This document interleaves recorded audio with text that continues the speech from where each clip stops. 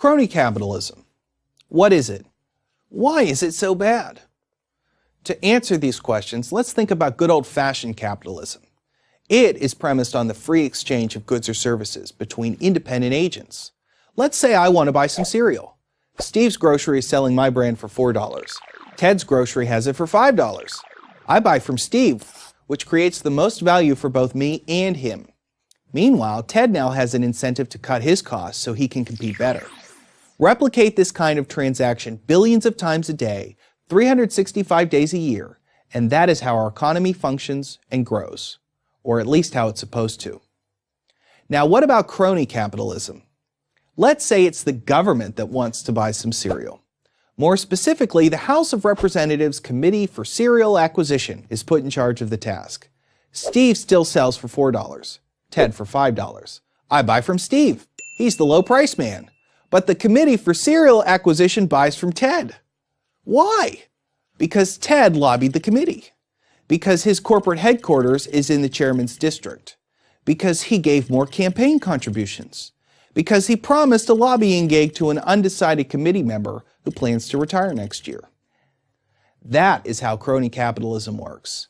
And it happens all throughout the government, from defense contracting to farm subsidies, clean energy programs, infrastructure spending, affordable housing, food stamps, Medicare, Obamacare, tax policy.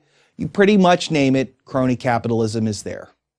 Capitalism is moral because it is premised on a voluntary exchange between independent parties who agree to the deal only because it creates value for everybody.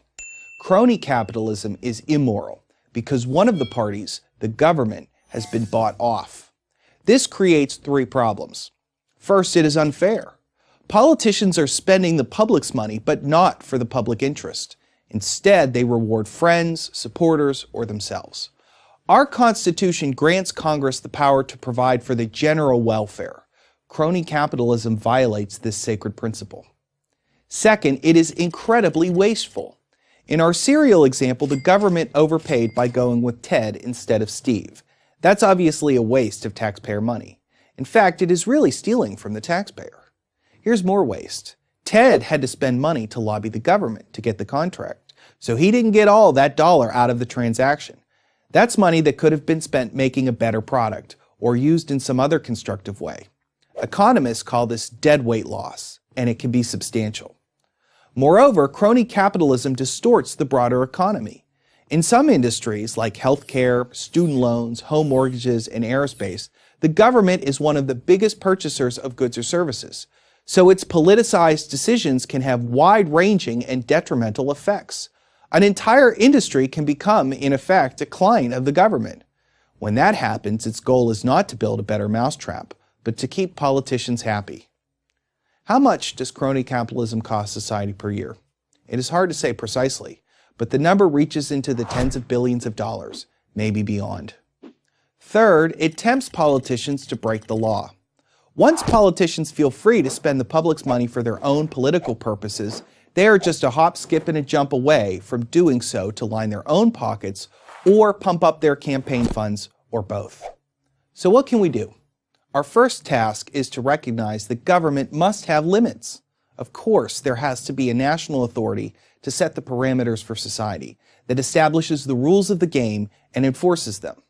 But when we expect the government to promote an industry, tinker with some sector of the economy, help some important voter group, we create the groundwork for crony capitalism and all the bad things that come with it: favoritism, waste, theft, and other forms of corruption. America's 7th president, Andrew Jackson, had a very useful perspective on this issue. There are no necessary evils in government, he said. Its evils exist only in its abuses. If it would confine itself to equal protection and, as heaven does its rains, shower its favors alike on the high and the low, the rich and the poor, it would be an unqualified blessing. Jackson had it right. A limited government confined to equal protection can't play favorites. Limited government. If getting rid of crony capitalism is the goal, it all starts there.